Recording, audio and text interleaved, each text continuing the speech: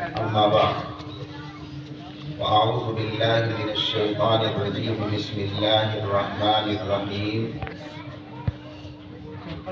يا أيها الناس اتقوا ربكم الذي خلقكم من نفس واحدة وخلق منها زوجها وبث منهما رجالا كثيرا ونساء واتقوا الله الذي تساءلون به والأرحام إن الله كان عليكم رقيبا صدق الله العظيم قال النبي صلى الله عليه وسلم الدنيا كلها متاع وخير متاع الدنيا المرأة الصالحة او كما قال صلی اللہ علیہ وسلم۔ اسٹیج پر جلوہ افروز علماء اعظام خصوصاً قاری محمد ہاشم صغیر احمد صاحب سلم دامت برکاتہم العالیہ اور معزز سامعین اعظام، اللہ کا لاکھ لاکھ شکر اور احسان ہے کہ اللہ تبارک و تعالی نے ہم سب کو یہاں دین کی نسبت پر جمع ہونے کا موقع عنایت فرمایا۔ یہ مجلسیں بہت قیمتی مجلسیں ہوتی ہیں۔ دین کی مجلسوں پر اللہ کی طرف سے جو وعدے ہیں وہ بڑے قیمتی اور بہت ہی مہنگے وعدے ہیں۔ تھوڑی سی توجہ سے انہیں آسانی سے حاصل کیا جا سکتا ہے۔ بس یہاں بیٹھ کر اپنی نیت کو خالص کر لیں کہ جو کچھ دین کی باتیں ہمارے سامنے آئیں انہیں عمل کی نیت سے سنیں۔ اگر یہ نیت ہے سننے والوں کی کہ عمل کی نیت سے سنیں، اور کہنے والے کی بھی نیت یہ ہو کہ جو بات کہی جا رہی ہے وہ خود بھی اس پر عمل کی نیت کرے اور سامنے والوں کو بھی اللہ سے دعا کرے کہ سامنے والوں کو بھی اس سے فیض ہو، تو پھر بات صحیح بن جاتی ہے۔ اور اگر کہنے والے کا مقصد صرف لفاظی ہو کہ مجھے تو بولنا ہے، اور سننے والوں کا مقصد صرف دیکھنا ہو کہ یہ کیسا بول رہا ہے، تو پھر کچھ فائدہ نہیں ہے، بولنا بھی فضول، سننا بھی فضول۔ اس لیے یہ نیت اگر ہے تو اسے ختم کر دیں، نیت اللہ کے لیے خالص کریں کہ اللہ ہمیں یہاں بیٹھنے کا جو مقصد ہے وہ مقصد اللہ تبارک و تعالی ہمیں عطا فرمائے۔ اللہ ہماری نیتیں درست فرما دے۔ جس مقصد کے لیے پروگرام کا انعقاد ہوا ہے اللہ تعالیٰ اس میں بھرپور کامیابی عطا فرما دے۔ میرے محترم بزرگوں اور نوجوان ساتھیوں، ویسے تو میں پہلے بھی مفتی محمد سے عرض کر رہا تھا کہ شاید تمہارے جلسے کی رونق تو جامعہ محمودیہ کے طلبہ ہی رہیں گے، اور ایسا ہی دیکھنے میں آ رہا ہے، جبکہ پروگرام تو یہ بستی والوں کا ہے، اور بستی والوں کے مشورے سے اس کو منعقد کیا گیا ہے، تو ان کو زیادہ سے زیادہ یہاں ہونا چاہیے۔ ان طلبہ سے تو ہم روزانہ بات کرتے ہیں، روزانہ مخاطب ہوتے ہیں، آج تو ہمیں صرف بستی والوں سے بات کرنی تھی، لیکن چلو جو بھی ہیں غنیمت ہیں، جو موجود ہیں وہ غائبین تک پہنچائیں۔ میں نے اللہ تبارک و تعالیٰ کے کلام پاک کی آیت کریمہ پڑھی ہے، اور نبی اکرم صلی اللہ علیہ وسلم کا ایک فرمان پڑھا ہے۔ دعا ہے کہ اللہ مجھے صحیح کہنے کی اور ہم سب کو عمل کی توفیق بخشے۔ حد تو یہ ہے کہ میں نے اپنی معذرت بہت دیر سے ان کے سامنے پیش کر دی تھی، اور انہیں سب معلوم بھی ہے کہ میں کئی روز سے بخار زدہ ہوں اور سبق بھی نہیں پڑھا رہا ہوں، لیکن یہ ضد کر رہے تھے، اس لیے میں حاضر ہو گیا۔ تو اللہ سے دعا ہے کہ اللہ مجھے صحیح کہنے کی اور ہم سب کو عمل کی توفیق دے دے۔ محترم بزرگوں، یہ تو ہمیں اچھی طرح معلوم ہے کہ ہم مسلمان ہیں، اس لیے کہ مسلمان کے گھر میں پیدا ہوئے ہیں۔ اللہ کا شکر ہے ہمارا باپ مسلمان ہے، ہمارا دادا مسلمان، ہمارا پردادا مسلمان، کئی نسلوں سے ہم مسلمان ہیں۔ اللہ کا لاکھ لاکھ شکر ہے ہم بھی مسلمان ہیں۔ لیکن پریشانی یہ ہے، رونا یہ ہے کہ مسلمانی ہمارے اندر نہیں ہے۔ مسلمان ہیں مگر مسلمانی ہمارے اندر نہیں ہے۔ ہم ایمان والے ہیں مگر ایمانیات ہمارے اندر نہیں ہیں۔ اللہ والے ہیں مگر اللہ کی ہم مانتے نہیں ہیں۔ رسول اللہ کے ماننے والے ہیں مگر رسول اللہ کی ہم مانتے نہیں ہیں۔ قرآن والے ہیں مگر قرآن کی بھی نہیں مانتے۔ جب ہم سے پوچھا جاتا ہے، ہم سے سوال ہوتا ہے تم کون ہو، تو ہم بتاتے ہیں ہم مسلمان ہیں۔ کس کی عبادت کرتے ہو؟ ہم جواب دیتے ہیں اللہ تعالیٰ کی عبادت کرتے ہیں جو اکیلا ہے۔ کس کی امت میں ہو؟ ہم جواب دیتے ہیں ہم محمد رسول اللہ صلی اللہ علیہ وسلم کی امت میں ہیں۔ ہم سے سوال ہوتا ہے کس کتاب پر تمہارا یقین ہے، تمہاری مذہبی کتاب کیا ہے؟ ہمارا جواب ہے کہ اللہ کا کلام قرآن مقدس ہے، جس پر ہمارا ایمان ہے، یقین ہے، ہم اس کتاب پر عمل کرتے ہیں، وہ ہماری مذہبی کتاب ہے۔ تو ہمارے سوالات کے جوابات یہ ہوتے ہیں، لیکن جب ہمارا عمل دیکھا جاتا ہے تو ہمارا عمل ان تمام چیزوں سے خالی پایا جاتا ہے۔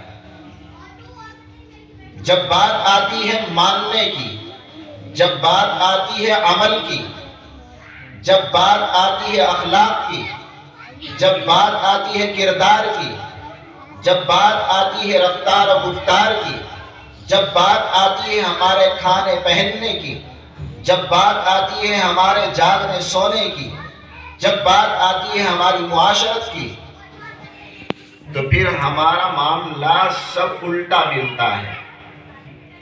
نہ وہاں اللہ کی بات ہوتی ہے، نہ رسول اللہ کی بات ہوتی ہے، نہ قرآن کی ہدایت ہوتی ہے، وہاں تو پھر ہماری نفسیات ہوتی ہیں، ہماری خواہشات ہوتی ہیں، ہمارے گرد پھیلا ہوا بگڑا ماحول ہوتا ہے، اسی میں ہم رنگ اور بس گئے ہیں، وہی ہماری زندگیوں پر چڑھا ہوا ہے۔ چاہے کوئی بھی ہمارا عمل ہو، کوئی بھی موقع ہو، کسی بھی چھوٹے پروگرام کو دیکھیں، بڑے پروگرام کو دیکھیں، کوئی تقریب شادی کی ہو یا منگنی کی ہو یا عقیقے کی ہو، ولیمے کی ہو یا بچے کی ولادت کی ہو، نہ جانے کیا کیا کس کس طرح کی تقریبات ہوتی ہیں۔ ان تمام تقریبات میں جب ہم غور کرتے ہیں اور اپنے حالات کو دیکھتے ہیں تو سارا کا سارا معاملہ نفسانیات کے اوپر ہوتا ہے، خواہشات کے اوپر مبنی ہوتا ہے۔ پھر وہاں اللہ اور رسول کا خیال بھی ہمیں نہیں آتا کہ اللہ کا حکم کیا ہے اور رسول اللہ کا فرمان کیا ہے، قرآن مقدس کی تعلیم کیا ہے۔ یہ ساری کی ساری باتیں ایک طرف ہو جاتی ہیں پھر، حالانکہ ہمارا ہر عمل، ہمارا ہر قول اور فعل اللہ اور اللہ کے رسول صلی اللہ علیہ وسلم کی بتائی ہوئی تعلیمات کے مطابق ہونا چاہیے۔ اللہ کی نازل کردہ کتاب قرآن مقدس کی ہدایت کے مطابق ہونا چاہیے۔ جب ہم منگنی کریں تو ہمیں دیکھنا چاہیے کہ اللہ کے نبی علیہ السلام نے منگنی کس طرح کی تھی۔ جب ہم شادی کریں تو ہمیں دیکھنا چاہیے کہ اللہ کے نبی علیہ السلام نے شادی کرنے کا کیا طریقہ بتلایا ہے۔ جب ہمارے یہاں بچہ پیدا ہو تو ہمیں دیکھنا چاہیے کہ بچے کی ولادت پر ہمیں کیا کرنا چاہیے، شریعت کیا حکم دیتی ہے۔ بچہ جوان ہو رہا ہے، بڑا ہو رہا ہے، اس کی تربیت کا کیا طریقہ ہونا چاہیے۔ اللہ کے پیغمبر کی سیرت سے ہمیں کیا سبق ملتا ہے، اللہ کے نبی نے صحابہ کو کیا ہدایات دی ہیں، اور سیرت میں کون سی وہ تعلیمات ہیں جن کی روشنی میں ہم اپنی اولاد کی تربیت اور ان کی پرورش دین اور شریعت کے مطابق کر سکتے ہیں۔ یہ سارے پہلو ہمیں کھنگالنے ہونے چاہیے، یہ ساری باتیں ہمارے ذہنوں میں پیوست ہونی چاہیے، یہ ہمارے دل و دماغ کے اوپر اس طرح پیوست ہونی چاہیے کہ خواہشات ایک طرف ہوں، اللہ اور رسول کی باتیں ایک طرف ہوں۔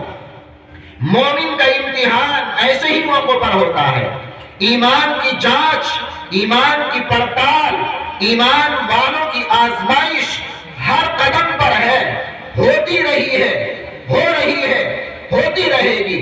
اس لیے ایمان والوں کو چاہیے کہ انہیں اپنے معاملات میں اللہ اور رسول کی طرف ہر وقت دھیان رکھنا چاہیے، اپنی توجہ اللہ اور رسول کی طرف مکمل طور پر مبذول رکھنا چاہیے۔ کیوں؟ اس لیے کہ جگہ جگہ پر، قدم قدم پر ہمارے ایمان کو آزمایا جا رہا ہے۔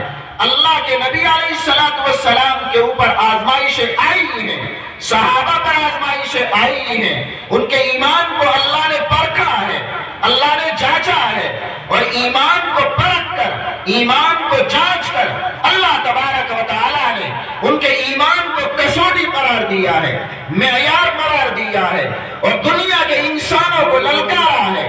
اللہ نے قرآن کریم میں کہا ہے، یا ایھا الناس، یا ایھا الذین آمنوا کما آمن الناس، اے لوگوں اس طرح ایمان لاؤ جیسا کہ صحابہ نے ایمان قبول کیا ہے۔ بتائے چلا صحابہ کی جماعت ہمارے لیے معیار ہے، ہمارے لیے نمونہ ہے، ہمارے لیے آئیڈیل ہے۔ ہمیں اپنا ہر کام، ہمیں اپنا ہر قول، ہمیں اپنا ہر فعل صحابہ سے ملانا ہے۔ صحابہ کی گفتار کیا تھی، صحابہ کی رفتار کیا تھی، صحابہ کا ایمان کیسا تھا، صحابہ کو اللہ نے معیار کیوں قرار دیا ہے، ہمیں اپنے ایمان کو جانچنا ہے، صحابہ کے ایمان سے ملانا ہے، صحابہ کے ایمان کو کسوٹی قرار دیا گیا ہے۔ اس لیے ہمیں اپنے ایمان کو صحابہ کے ایمان سے ملا کر دیکھنا ہے۔ اس کی جانچ کیسے ہوگی؟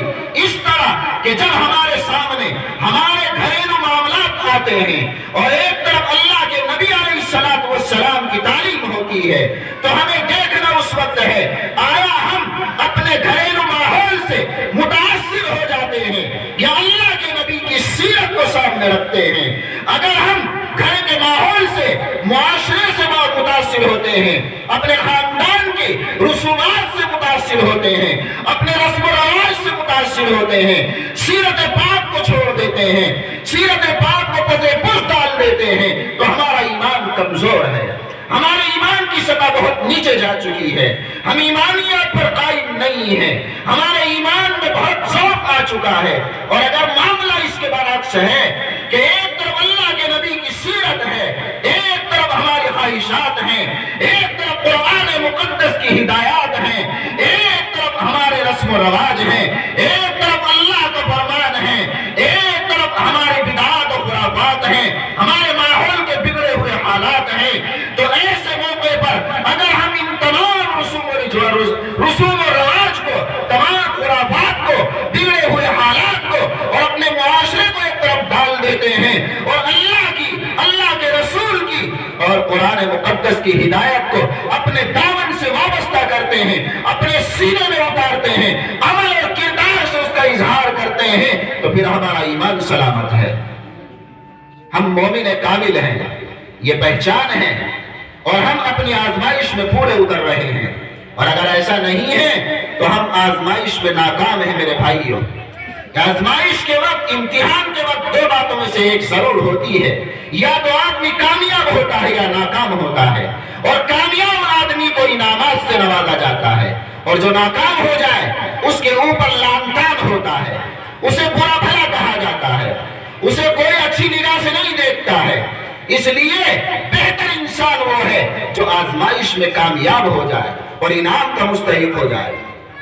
تو بتائیے میرے بھائیوں، ہمیں اللہ کی ماننی ہے یا اپنے نفس کی ماننی ہے؟ اللہ کی ماننی ہے، نفس کی نہیں ماننی ہے۔ نفس کی ماننے سے تو خرافات ہی پیدا ہوں گے، بگاڑ ہی پیدا ہوں گے۔ ہمارا حال آپ خود دیکھ رہے ہیں، آپ جانتے ہیں، آئے دن کے حالات سامنے ہیں، نہ جانے کیسے کیسے خرافات ہیں، شادی بیاہ کے نام پر کتنے رسومات اور رواج ہم نے اپنے اندر پیدا کر لیے ہیں۔ یہ آسمان سے نہ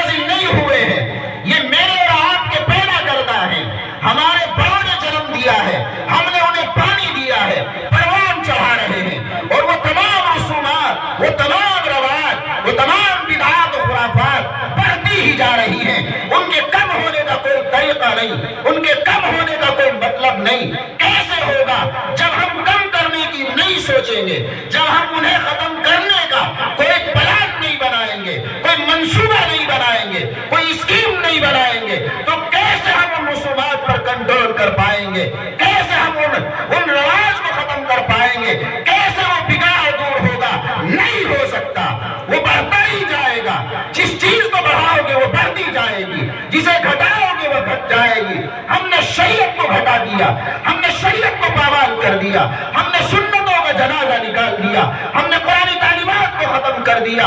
ہمارے گھروں میں قرآن تلاوت کا کوئی ماحول نہیں ہے، نہ بچوں میں قرآن کی تعلیم ہے، نہ بڑوں میں ہے، نہ عورتوں میں ہے، نہ مردوں میں ہے۔ قرآن سے دوری ہے اور پھر کامیابی کی امید ہے، ہرگز نہیں ہو سکتا۔ یہ خام خیالی ہے۔ کامیابی تو صرف قرآن میں ہے، قرآن کی تعلیمات میں ہے۔ ہم چاہتے ہیں قرآن چھوڑ کر کے ہم کامیاب ہو جائیں۔ ساری دنیا کی طاقتیں اس کے پیچھے لگی ہوئی ہیں، قرآن چھوڑ کر کے ترقی کر جائیں، ہرگز نہیں ہو سکتا۔ پریشانیاں ختم نہیں ہوں گی۔ اگر پریشانیوں کا حل تلاش کرنا ہے تو صرف قرآن کی تعلیمات میں ہے، اللہ کی حکم میں ہے، اللہ کے رسول کی سنتوں میں ہے۔ اس کے سوا کہیں سکون قلب ملے گا نہیں۔ بڑے بڑے لوگ ہیں، بڑی بڑی پارٹیاں مالدار دنیا میں پڑی ہوئی ہیں، اگر پیسے اور مال کے بلبوتے پر دل کا سکون نصیب ہوتا تو ان کو حاصل ہوتا، مگر پریشان ہیں، راتوں کی نیندیں نہیں، دلوں کا سکون نہیں ہے۔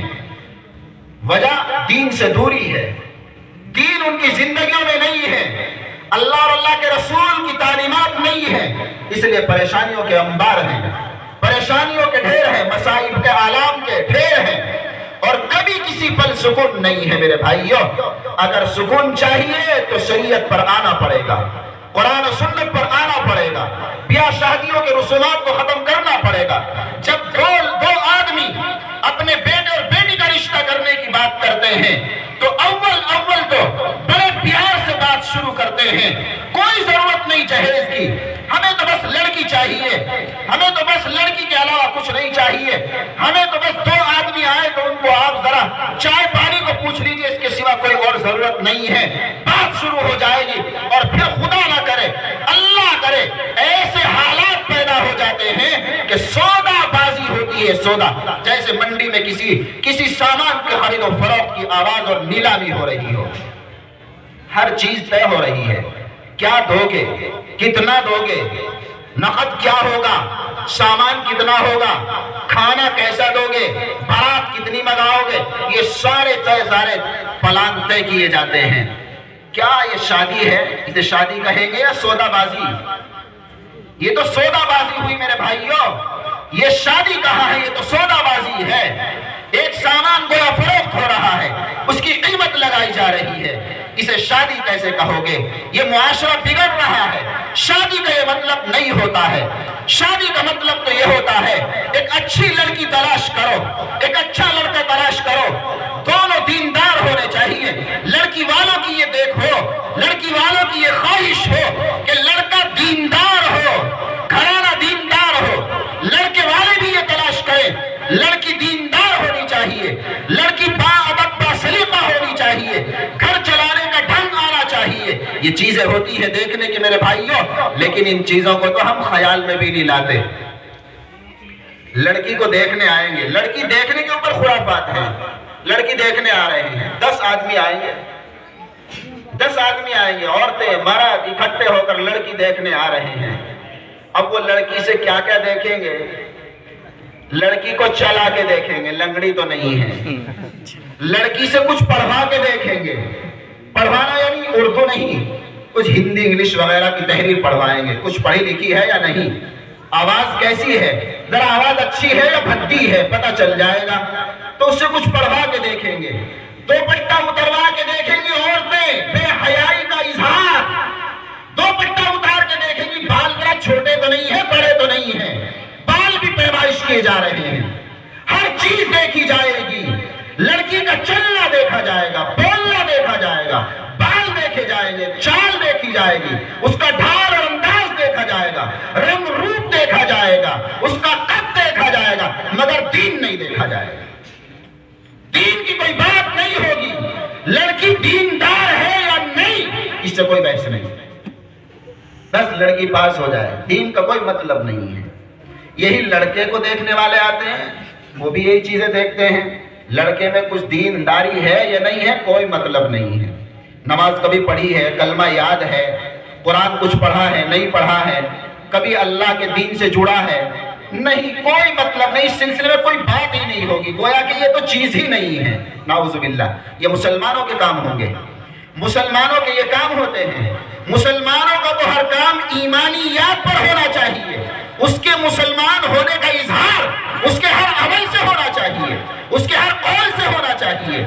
तो यहाँ दीन की बात नहीं होगी, सारी दुनिया की बातें होंगी मेरे भाइयों। रिश्ता तय हो जाएगा, सौदा तय हो जाएगा, और फिर मुंह मांगा जहेज दिया जाएगा, मुंह मांगी नकद रकम दी जाएगी, और वो लड़के वाला भेड़िए की तरह हजारों लोगों को लेकर के खाने के लिए आएगा, और खाने का ढंग अल्लाह की पनाह जानवरों से भी बदतर होगा।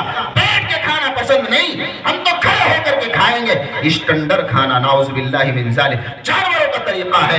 भैंस खाती है खड़े होकर, बैल खाते हैं खड़े होकर, गधे घोड़े खाते हैं खड़े होकर, ये तहजीब नाम दे दिया इसको। जानवर बंदे तो हम तहजीब याफ्ता हैं। अल्लाह के नबी ने तो हमें बैठ के खाना सिखाया है, अल्लाह का हुक्म तो हमें दस्तरखान लगाकर बैठ कर खाने का हुक्म है।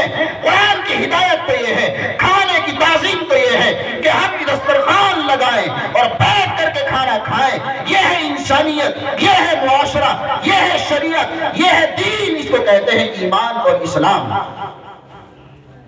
खड़े होकर खाने से हम मुहज्जब हो गए, जानवर हो गए। जानवर होने से तरक्की हो जाएगी, हाँ हो जाएगी, इसलिए कि 2 पैर वाले थे ना, 4 पैर वालों की तरह हो गए। पहले 2 पैर थे, अब 4 हो गए, तो तरक्की हो गई ना, तो तरक्की तो हो गई। अगर यही नाम तरक्की है मेरे भाइयों, ये हंसने का मौका नहीं है, ये दिल पे लेने की बात है। ये माहौल बिगड़ रहा है, कौन बिगाड़ रहा? हम और आप ही तो बिगाड़ रहे हैं ना। संवारने कौन आएगा? अब तो कोई नबी आने वाला नहीं है, फरिश्ते तो आकर के संवारेंगे नहीं, हमें ही संवारना है। हमने बिगाड़ा है तो संवारना भी हमें है। ऐसा ना हो कि अल्लाह के पैगंबर अलैहिस्सलातु वस्सलाम का वो फरमान जो पैगंबर ने बयान फरमाया था, हम उसके मिस्दाक न बन जाए। एक रिवायत में अल्लाह के पैगंबर अलैहिस्सलातु वस्सलाम ने इरशाद फरमाया, यूशिकु अन याती अलन नासी ज़मानुन ला यबका मिनल इस्लामी इल्ला इस्मु वला यबका मिनल कुरआनी इल्ला रस्मु मसाजिदुहुम आमिरा वहिया खराबुम मिनल हुदा औ कमा क़ाल सल्लल्लाहु अलैहि वसल्लम। इस रिवायत में पहली बात पैगंबर ने बयान फरमाई, एक जमाना ऐसा आने वाला है कि इस्लाम का सिर्फ नाम बाकी रह जाएगा, इस्लाम की हकीकत बाकी न रहेगी। कहीं वो जमाना तो नहीं आ गया मेरे भाइयों? गौर करो, अल्लाह के पैगंबर ने 1450 साल पहले ये बयान फरमाया है, एक जमाना ऐसा आएगा इस्लाम का सिर्फ नाम बाकी रह जाएगा, हकीकत बाकी न रहेगी। आज हम अपने हालात पर गौर करें कि हम मुसलमान किस तरह के रह गए हैं। क्या वही बात तो नहीं साबित आ रही है जो अल्लाह के नबी ने फरमाई थी? आज हमारा नाम मुसलमान एक पहचान बन गया है, एक अलामत बन गया है कि हम मुसलमान हैं। जैसे किसी गैर से पूछा जाए तुम कौन हो, तो वो कहता है मैं क्रिश्चियन हूँ, मैं नसरानी हूँ, मैं यहूदी हूँ, उसे अपने यहूदी होने की पहचान कराई जाती है, जो यहूदी है। एक हिंदू से पूछो, वो कहता है मैं हिंदू हूँ, मेरा मजहब हिंदुइज्म है। आप किसी से पूछे आप कौन हैं, तो अपना अपना तारुफ सब कराते हैं। हमसे पूछा जाए तुम कौन हो, तो हम भी कहते हैं मुसलमान हैं। बस इतना सा रह गया, मुसलमान एक नाम बाकी रह गया कि हम मुसलमान हैं, बस पहचान के लिए। तुम हिंदू हो, हम मुसलमान हैं, तुम क्रिश्चियन हो, हम मुसलमान हैं, तुम यहूद हो, हम मुसलमान हैं, तुम नसरानी हो, हम मुसलमान हैं, यही है बस। तुम हरिजन हो, हम मुसलमान हैं, तुम कश्यप हो, हम मुसलमान हैं, तुम वाल्मीकि हो, हम मुसलमान हैं, तुम ब्राह्मण हो, हम मुसलमान हैं। बस ये पहचान का नाम रह गया है, इसके सिवा बताइए कि मुसलमानी कहाँ है? बच्चा पैदा होता है उस वक्त मुसलमानी कहाँ होती है? बच्चे का नाम तलाश करेंगे ऐसा कि छोटा सा हो, जरा अच्छा लगे, बस माना कुछ भी होना चाहिए। अनम, अब तो नहीं जाने क्या है, वही हिंदू के नाम वही मुसलमानों के नाम है। کوئی پہچان نہیں ہے. نام سے آپ اندازہ کریں یہ مسلمان ہیں یا یہ ہندو ہے, کوئی فرق نہیں ہوتا. ایسے نام دونوں جگہ پر ملنے لگے. اللہ حفاظت کرے میرے بھائیوں, ہمیں تو نام ایسے رکھنے چاہیے کہ نام سے پتہ چل جائے کہ یہ مسلمان ہے. اس کا معنی اچھا ہونا چاہیے, معنی اس کا اچھا ہونا چاہیے. بچہ بڑا ہو تو پھر اس کے لیے تعلیم دیکھیں گے تو اسکول کی, مدرسے کی نہیں. دینی تعلیم کی فکر نہیں ہوگی, ہاں دنیاوی تعلیم کی فکر ضرور ہوگی. ہم کہتے ہیں ہونی چاہیے, ہم تو انکار نہیں کرتے دنیاوی تعلیم نہ دیں, آپ دیں, مگر دین مقدم ہے میرے بھائیوں. دین سکھائیے, اسے مسلمان تو بنائیے. اگر آپ اسے مسلمان بنائے اور پھر دنیاوی تعلیم دلائے کوئی حرج نہیں ہے. وہ مسلمان تو رہے, اس کو پتا ہو کہ میں مسلمان ہوں. اگر آپ نے اسے مسلمان نہیں بنایا, اسے دین نہیں سکھایا اور آپ نے دنیاوی تعلیم میں ڈال دیا تو وہ مسلمان نہ رہے گا. نام کا مسلمان تو رہے گا مگر حقیقت میں مسلمان نہ ہوگا. اس کا ذہن, اس کی ادا, اس کی گفتار, اس کی رفتار, اس کا کردار, اس کا رہن سہن اور اس کی میجورٹی سب کچھ غیروں کے ساتھ ہوگی. سارا تر اس کا غیروں جیسا ہوگا. وہ ہمارے ڈھنگ کو اور اسلامیات کو بالکل پسند نہیں کرے گا. تو مسلمان کا ایک رہا, یہی رہا نا کہ صرف مسلمان اس کی ایک پہچان ہے اور کچھ باقی نہیں. اس لیے میرے بھائیوں, ہمیں اپنی زندگیوں پر غور کرنا چاہیے. ہم بڑے بڑے خرچے کر کے شادیاں کرتے ہیں مگر رزلٹ الٹا آتا ہے, الٹا رزلٹ آتا ہے. علاقے کی بھی آپ کے سامنے رپورٹ ہوگی. چند سال پہلے بہت بڑی شادی آپ کے یہیں علاقے میں ہوئی تھی, نام لینا مناسب نہیں. بڑا خرچ کیا گیا تھا اور چند ہی دنوں کے بعد بیٹی گھر پہ آ گئی تھی, سب کو معلوم ہے. یہ سب خرافات کیوں ہوتے ہیں؟ اس سے آگے کا ایک واقعہ میں سناؤں آپ کو. ایک شادی آپ کے کانپور علاقے کی لکھی ہے ہمارے بزرگوں نے. کانپور میں بڑی شادی ہوئی. ایسی شادی کے بیرون سے بارات آئی ہوائی جہاز کے ذریعے اور شادی میں جتنا ہو سکتا تھا خرچ کیا گیا. اکلوتی بیٹی تھی, بہت بڑا مالدار تھا, اس لیے ہر باراتی کو کار دی گئی. یہ کتاب میں لکھا ہوا, میں اپنی طرف سے نہیں کہہ رہا ہوں. ہر باراتی کو کار دی گئی. چنانچہ بیٹی رخصت ہو گئی, بہت گازے بازے کے ساتھ کروڑوں کی شادی ہوئی, بلکہ اربوں کی کہو تو شاید شک نہ ہو. چند دنوں کے بعد داماد کا فون آتا ہے خسر کے پاس کہ آپ کی بیٹی اور ہم آ رہے ہیں ایئرپورٹ لکھنؤ پہ. چنانچہ باپ جو ہے خوشی خوشی ایئرپورٹ پہنچا کہ میرا داماد اور بیٹی آ رہے ہیں. لیکن ایئرپورٹ سے صرف بیٹی باہر نکل رہی تھی, داماد نہیں تھا. باپ نے پوچھا کہ وہ کیوں نہیں آئے؟ طلاق نامہ تھما دیا, یہ ہے, مجھے واپس کر دیا ہے. وجہ یہ ہے کہ بارات کی خاطر تواضع اچھی نہیں کی گئی, اس لیے طلاق ہو گئی. ہو گیا خرچہ. اتنی رقم خرچ کرنے کے بعد بیٹی پھر بے عزت ہو کر گھر پر آ رہی ہے, کیا فائدہ ہے اس کا؟ یہ کیوں ہوا؟ غور نہیں کیا, ہم غور نہیں کرتے. اس لیے ہوا کہ ہم نے دنیا کو ترجیح دی ہے. ہم نے منہ مانگی رقم پیش کی ہے داماد کے سامنے, داماد کے باپ کے سودے کو ہم نے قبول کیا ہے, مگر دین کو نہیں دیکھا, اللہ کو اور اللہ کے نبی علیہ السلام کی شریعت کو نہیں دیکھا, اللہ کے نبی کی تعلیمات کو نہیں دیکھا. اس لیے یہ خرافات پیدا ہو رہے ہیں میرے بھائیوں.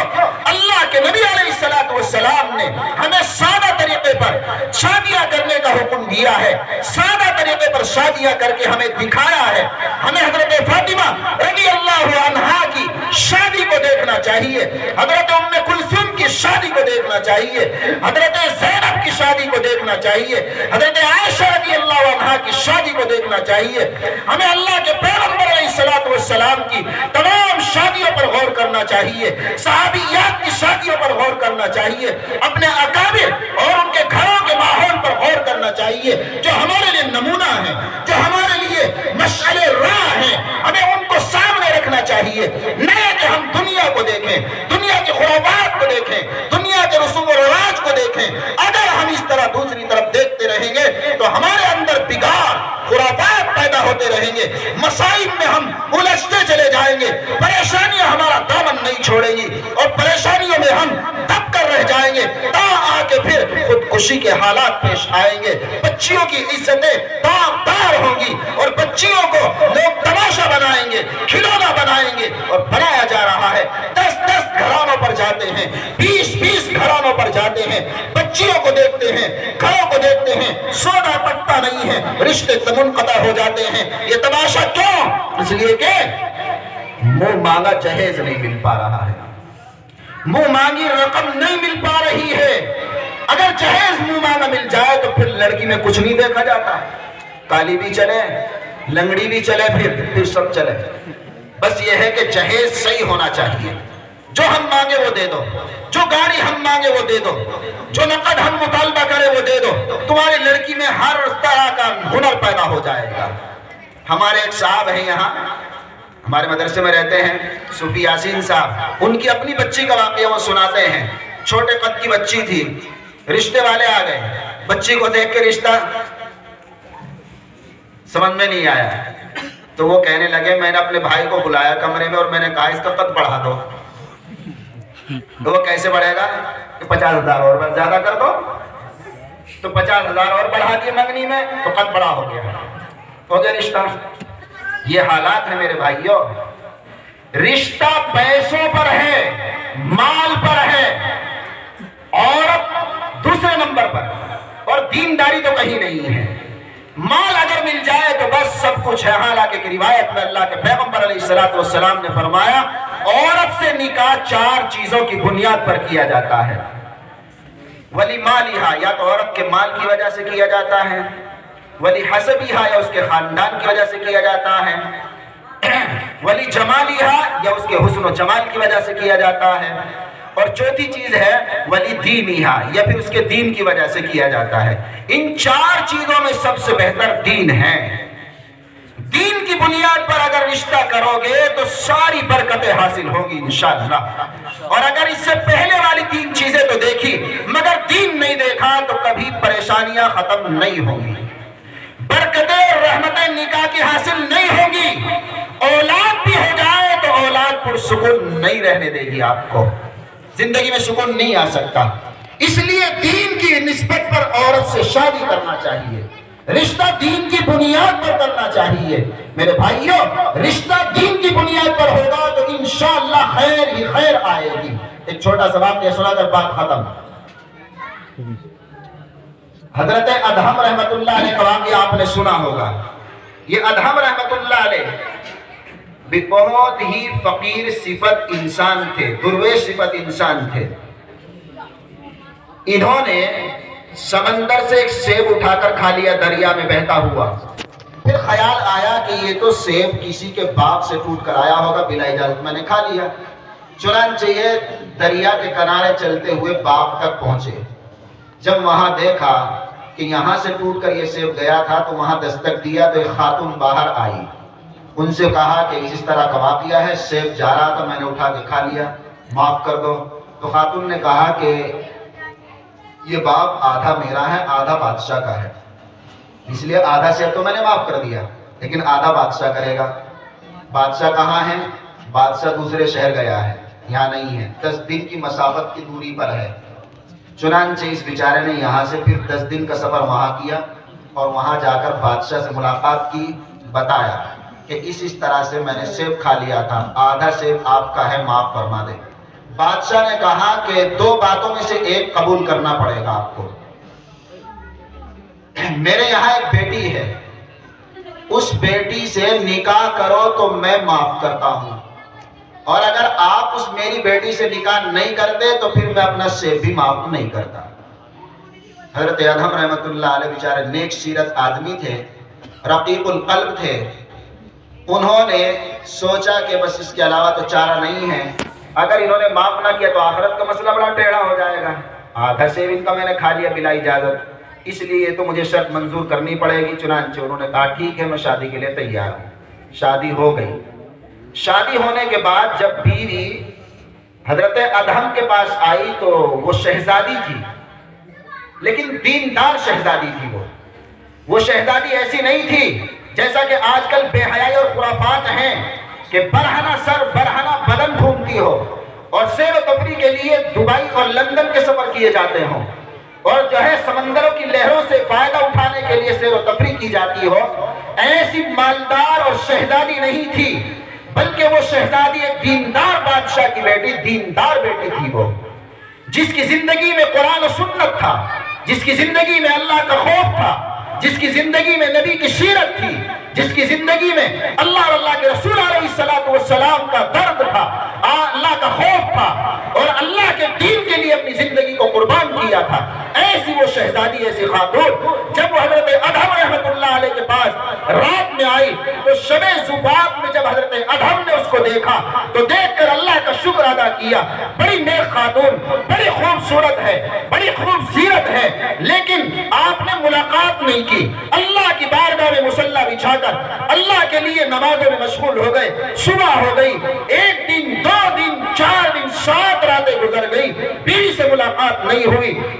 بادشاہ کو پتا چلا کہ بیٹی سے ابھی تک داماد کی ملاقات نہیں ہوئی ہے، چنانچہ انہوں نے پتہ بھیجا حضرت ادھم رحمت اللہ علیہ نے کہ کیا آپ نے وہ آدھا سیب جو میں نے آپ کا کھایا تھا معاف کر دیا یا نہیں؟ بادشاہ نے جواب دیا جب تک آپ میری بیٹی سے ملاقات نہیں کریں گے تب تک میں آپ کے کھائے ہوئے سیب کو معاف نہیں کروں گا۔ چنانچہ کرہن نہ چاہتے ہوئے حضرت ادھم رحمت اللہ علیہ نے بیوی سے ملاقات تو کی، مگر ملاقات کرنے کے بعد پھر وہ اس نے جنابت کرنے کے بعد دنیا میں نہ رہے، انتقال کر گئے۔ لیکن اللہ کا کرنا یہ ہوا کہ اس ملاقات کے بعد اللہ نے ان کی بیوی کو حاملہ قرار دے دیا، اور پھر ان سے جو بچہ پیدا ہوا وہ ابراہیم رحمت اللہ علیہ پیدا ہوئے، جن کا نام ابراہیم ابن ادہم تھا۔ بڑے ولی اور بڑے بزرگ پیدا ہوئے ہیں۔ تو یہ اللہ کے دین کی برکت ہے۔ جب دین کی وجہ سے رشتے ہوتے ہیں تو اللہ تبارک و تعالیٰ پھر دین کا چشمہ جاری کرتے ہیں اور دینی نسلوں کو پروان چڑھاتے ہیں۔ اس طرح سے اللہ تبارک و تعالیٰ اپنے دین کو فروغ دیتے ہیں، اپنے دین کے ماننے والوں کے ذریعے۔ جو اللہ کے دین کے لیے مٹتا ہے اللہ اسے اٹھا دیتے ہیں۔ میرے بھائیوں، اگر ہم دین کو پسے پش ڈالتے رہے اور دنیا کو اپنی گود میں لیتے رہے، دنیا کو اپنے دامن میں سمیٹتے رہے تو ہمیں عزتیں نہیں ملیں گی، ہم اسی طرح رسوا ہوتے رہیں گے، پریشان ہوتے رہیں گے، اور کبھی یہ الجھنیں ہمارے ذہنوں سے ختم نہیں ہوں گی، اور یہ خرافات ہمیں نہیں چھوڑیں گے۔ یہ اخراجات بڑھتے ہی جا رہے ہیں، بڑھتے ہی جائیں گے۔ آج تو بات گاڑیوں تک ہے، نہ جانے آگے کہاں تک جائے گی۔ اگر آپ اس کو ختم کرنے کا تہیہ کر لیں، ارادہ کر لیں تو انشاءاللہ ختم ہو جائے گی۔ مگر مسئلہ تو یہ ہے، پریشانی تو یہ ہے، جب مسئلہ بیٹی کا آتا ہے تو ہم منہ چھپا کر بیٹھتے ہیں کہ لوگ اب ہم سے سودا بازی کریں گے، لوگ ہم سے جہیز مانگیں گے، لیکن جب ہمارے اپنے بیٹے کا مسئلہ آتا ہے تو پھر ہماری گردن بجائے یوں ہونے کے پھر یوں ہو جاتی ہے۔ اب تو ہم بھی سودا کرتے ہیں۔ مسئلہ یہ ہے کہ بیٹی سب کے پاس ہے اور بیٹے بھی سب کے پاس ہیں، مگر جب بیٹے کا رشتہ کرنے کے لیے نکلتے ہیں تو ہم کوئی کسر باقی نہیں چھوڑتے، ہم پورے ڈٹ کر سودا کرتے ہیں۔ جب ہماری بچی کا مسئلہ آتا ہے تو پھر ہم سے بھی اسی طرح سودا ہوتا ہے۔ اس لیے اگر ہر آدمی یہ طے کر لے کہ مجھے نہ لینا ہے نہ دینا ہے تو بات بن سکتی ہے۔ لڑکے کا رشتہ ہو تو نہیں لوں گا اور لڑکی کا رشتہ ہو تو نہیں دوں گا۔ جب ہر آدمی یہ طے کر لے تو پھر کوئی پریشانی نہیں ہے۔ اللہ تبارک و تعالیٰ نے اور اللہ کے حبیب علیہ السلام نے شادیوں کو بہت سستا بنایا تھا، ہم نے مہنگا کر دیا، ہم نے مہنگا کر دیا ہے، اور شادیوں کو مہنگا کرنے کے بعد ہم نے زنا کے دروازے کھول دیے ہیں۔ میرے بھائیوں، ان تمام زنا اور خرافات کا بار اور ان تمام کا وبال ہمارے سروں پر ہے۔ جب جائز راستہ بند کر دو گے ناجائز راستے کھلیں گے۔ جب وقت پر شادیاں نہیں ہوگی تو بچہ اور بچیاں ناجائز تعلقات میں پھنس جائیں گے، اور ان کی جوانی سے کھلواڑ کرنے والے ان کے گناہ سے بچ نہیں پائیں گے۔ ایک بچہ گھر میں جوان ہے، بچی گھر میں جوان ہے، ماں باپ ان کی شادی کا انتظام نہیں کر پا رہے ہیں، ان کے نکاح کا انتظام نہیں کر پا رہے ہیں۔ اگر وہ گناہ کر رہے ہیں، اگر وہ زنا کر رہے ہیں، اگر وہ بدکاری میں پڑے ہیں، سمجھ لو ماں باپ بھی اس کے ذمے اس کے ذمے سے بچ نہیں پائیں گے، اس کے وبال سے بچ نہیں پائیں گے۔ اگر یہ جواب دے ہیں تو ماں باپ کو بھی جواب دینا پڑے گا، ان کے نگراں کو بھی جواب دینا پڑے گا، ان کے مربی بھی پکڑے جائیں گے۔ کیوں انہوں نے وقت پر شادی کا انتظام نہیں کیا؟ کس نے کہا کہ آپ 1 کروڑ کا انتظام کریں اس کے بعد شادی کریں؟ اگر 10 سال نہ ہو تو یہ بچی جوان 10 سال تک گھر پر بیٹھی رہے گی۔ اگر 10 سال تک نہ ہو تو 10 سال تک اس بچی کا نکاح نہیں ہوگا۔ یہ ظلم اس کے ساتھ کیوں؟ اس کی غلطی کیا ہے؟ کس جرم کی سزا دی جا رہی ہے اس کو؟ وقت ہوا اس کا نکاح کر دینا چاہیے، اس کی شادی کر دینی چاہیے، چاہے جس طرح سے ہو۔ اللہ کے لیے ان چیزوں کو دلوں پر لو اور سوچو، اسے مہنگا کرو گے تو مہنگا ہوگا، سستا کرو گے تو سستا ہو جائے گا۔ میرے بھائیوں، بات یہی ہے کہ ہم نے ہی اس کو بڑھاوا دیا ہے اور ہم ہی اس کو گھٹائیں گے، کوئی اور نہیں آئے گا۔ جب تک ہم مل بیٹھ کر مشورے نہیں کریں گے، منصوبہ نہیں بنائیں گے، اسکیم نہیں بنائیں گے، اس سلسلے میں نہیں سوچیں گے کہ یہ شادیوں میں بڑھتے ہوئے ناجائز رسومات اور خرافات کس طرح ختم ہوں، تب تک کوئی بات بننے والی نہیں ہے۔ حق تو یہ ہے کہ نہ جانے کس طرح کے خرافات ہم نے گھڑ لیے ہیں۔ شادی کے وقت نوشہ کے ساتھ نہ جانے کیا خرافات، اور نوجوان مرد عورتیں سب اسی میں ملوث ہیں، اور کسی کو بھی نہیں خیال آتا کہ یہ ہو کیا رہا ہے۔ جوتا چرائیں گے، سلامی کروائیں گے، نوشہ کو گھر بلائیں گے، کون بات کرے گا اس سے؟ نوشہ کو جب گھر بلا کے لاتے ہیں کون بات کرتا ہے اس سے؟ مرد، اس کے سالے بات کرتے ہیں، کون بات کرتا ہے بھائی بتاؤ؟ سالی، لونڈیا، سالی، سلج، وہ بات کرے گی، یہ جائز ہے۔ یہ لونڈیے جو ہماری نوجوان بچیاں، یہ سلجے جو نوجوان بہواں، یہ اس کی کیا ہے؟ یہ اس کی محرم ہے یا غیر محرم؟ پوچھو، مفتی صاحب تشریف فرما ہے، پوچھو مسئلہ، پتہ چلے گا آپ کو۔ یہ آپ ان کو جو نوجوان لڑکیوں کے بیچ لا کر بٹھاتے ہو، یہ ساری لڑکیاں اس کے لیے غیر محرم ہیں۔ ان لڑکیوں کا اس کو دیکھنا اور اس نوشہ کا ان لڑکیوں کو دیکھنا حرام ہے، ناجائز ہے، قطعی طور پر ناجائز ہے۔ ان سے بات کرنا تو بہت دور کی بات ہے، ان سے ہنسی مذاق کرنا تو بہت بے حیائی کی بات ہے۔ ان کا دیکھنا تک جائز نہیں ہے۔ ان کے بولنے پر، ان کا بولنا تو دوسرے نمبر کی چیز ہے، اور پھر بولنا ہی نہیں، مذاق، بے حیائی کی مذاق ہوتی ہے میرے بھائیوں، اور ہمارے گھر کے مرد عورت سب اس چیز کو برداشت کرتے ہیں۔ غیرت کہاں گئی ہے؟ شرم کہاں گئی ہے؟ کہاں ہے مسلمانی؟ کہاں ہے ایمان؟ کیا مسلمان کا یہ شیوا ہونا چاہیے؟ میں نے روایت پڑھی تھی، لا یبقى من الاسلام الا اسمہ، یہی تو ہے وہ کہ ہم مسلمان ہیں مگر نام کے مسلمان ہیں۔ کہاں ہے اسلام کی حقیقت؟ کیا اسلام ہمیں اجازت دے رہا ہے کہ ہم اپنی نوجوان بیٹیوں سے ان نوجوان لڑکوں کو لا کر بٹھا دیں اور پھر الگ ہو جائیں؟ یہ جو چاہے باتیں کرے، جو چاہے گالم گلوچ کرے، جو چاہے ہاتھا پائی کرے، جو چاہے بے تحاشا مذاق کرے، بےہودہ مذاق کرے، لایانی باتیں کرے، لغویات برسائے، اور ہمارے دل و دماغ پر کوئی اثر نہ ہو۔ انتہا ہے، بے حیائی کی انتہا ہے۔ اس سے آگے اور کیا ہوگا؟ اس پر تو بہت جلد ہی ہے پابندی لگنی چاہیے۔ اتنا گندا عمل ہے، اتنا گندا عمل ہے کہ اس کو تو ہرگز برداشت نہیں کرنا چاہیے۔ کہاں ہے اس کا ثبوت؟ مسلمان تو ہو گئے مگر مسلمانی نہیں آئی۔ ہزاروں سال ہو گئے، باپ دادا پردادا سے مسلمان چلے آ رہے ہیں مگر رسومات ہندوانہ ہیں، وہ آج تک ختم نہیں ہو رہی۔ نام کے مسلمان ہیں، کام کہاں ہے؟ حقیقت کہاں ہے؟ حقیقت پیدا کیجئے تو فائدہ ہوگا، ورنہ نام سے کچھ ہونے والا نہیں ہے میرے بھائیوں۔ نام سے کچھ ہوا ہے نہ ہو رہا نہ ہوگا، کام سے ہوتا ہے، حقیقت سے ہوتا ہے۔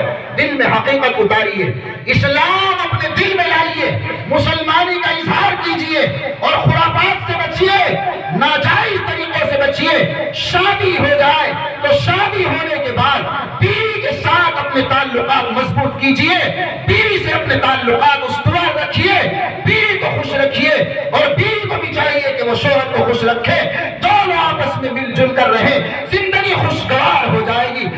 شوہر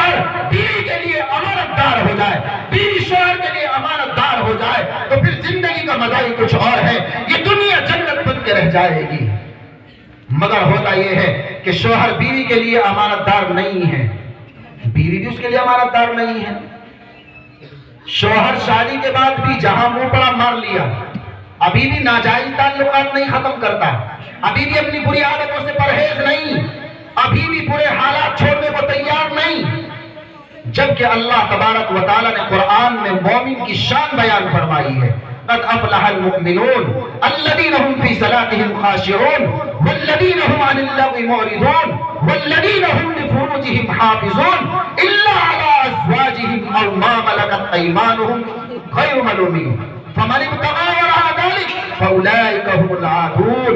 اللہ فرما رہے مومن کون ہے؟ مومن کی یہ صفات اللہ نے بیان فرمائی، جن میں سے اللہ نے ایک صفات بیان فرمائی ہے والذین هم لفروجهم حافظون، جو اپنی شرمگاہوں کی حفاظت کرتے ہیں وہ ہے مومن۔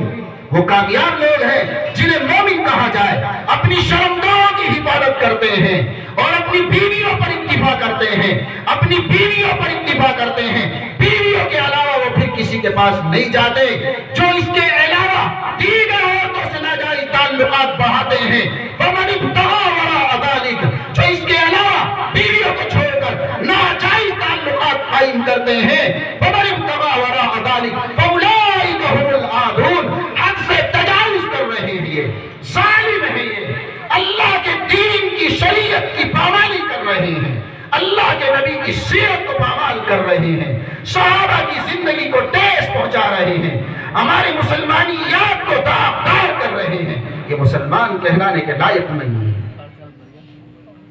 اس لیے میرے بھائیوں ان تمام چیزوں پر ہمیں غور کرنا چاہیے۔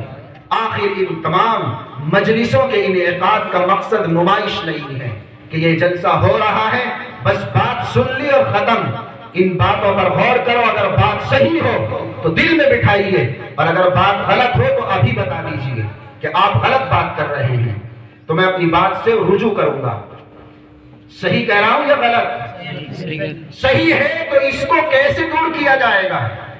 آئندہ آپ کیا سوچ رہے ہیں؟ کیا اسی طرح شادی میں خرافات ہوں گے یا اس میں کمی لانے کی کوشش کرو گے؟ یہ تو ہم بھی کہتے ہیں ایک دم سے تو نہیں ہوگا، لیکن آہستہ آہستہ کرو گے تو ہو جائے گا، ہو جائے گی انشاءاللہ۔ ہاتھ اٹھا کے دعویٰ کریں انشاءاللہ ختم کریں گے انشاءاللہ، اللہ قبول فرمائے، آمین۔ دعا کریں اللہ تبارک و تعالیٰ سے کہ ہم نے جو کچھ بات کہی ہے اللہ تعالیٰ مجھے بھی اور ہم سب کو ان پر عمل کی توفیق نصیب فرمائے۔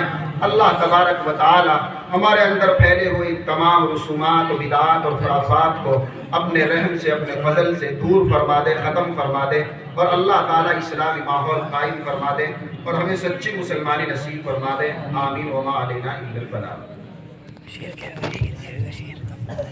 ماشاءاللہ یہ تھے حضرت اکبر جناب مولانا مفتی محمد اسلم صاحب دامت برکاتہم العالیہ۔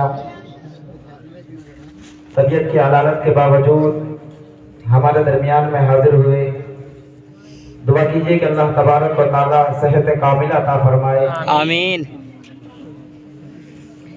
اور حضرت والا کا سایہ ہمارے سروں پر تابع قائم و دائم فرمائے۔ ماشاءاللہ حضرت والا جہاں ایک طرف درس و تدریس کی فکر میں راتوں کو جاگنے والے ہیں تو وہیں دوسری طرف چلتا پھرتا کتب خانہ ہے اور مغرقوں پیچیدہ مسائل کو چٹکیوں میں حل کرنے والے ہیں۔ دعا کیجئے اللہ تبارک و تعالی حضرت والا کا سایہ ہمارے سروں پر تابع قائم و دائم رکھیں۔ اللہ تبارک و تعالی نے حضرت والا کو قبول کیا ہے کہ حضرت والا نے نہ جانے کتنے فارغین اور کتنے علماء کرام فراغت حاصل کر چکے ہیں حضرت والا کے زیر تعلیم میں، اور وہ ملک میں اور جگہ جگہ گوشے گوشے میں خدمت انجام دین کے دے رہے ہیں اور دین کے سربراہ ہیں، دین کے سرپرست ہیں، رہبر ہے، رہنمائی فرما رہے ہیں۔ تو انشاءاللہ یہی امید ہے کہ انشاءاللہ حضرت والا ہماری اصلاح بھی فرماتے رہیں گے اور اپنے دشت شفقت بھی ہمارے سروں پر اسی طرح قائم رکھیں گے۔ اب دیکھیں حاضرین، وقت بہت ہو چکا ہے،